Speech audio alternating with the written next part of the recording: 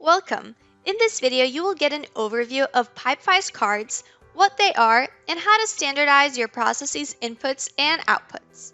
Let's get started. In short words, cards represents any request, activity, or demand in your process. A card can be a candidate in your recruiting process, a sales opportunity in your pipeline, or even a new purchase request for the finance department.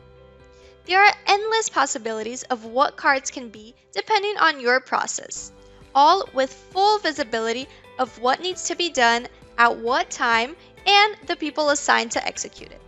Every phase of a process, whether it's an expense reimbursement, an employee onboarding, and even the baking of a cake, needs different actions until its very end. That logic applies to cards. A card carries different information in each phase of the process. On the left side, access this card's history from previous phases. And on the right side, access fields that your team should fill out to move this card to the next phase of the process. As a Pipe administrator, begin customizing cards by editing phases. Add, delete, or create fields as you like.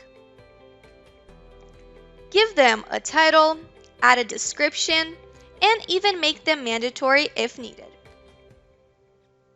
This way, you standardize your team's execution by choosing your inputs format at each phase. Add customizable labels to better track the team's priorities.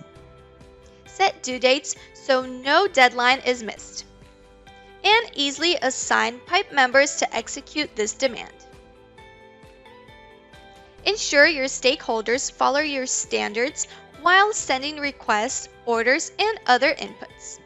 Choose how you want to receive information from other people by clicking the Start form and customizing the fields as you like. After defining your Start forms format, you can make it shareable with stakeholders through a unique link to this form.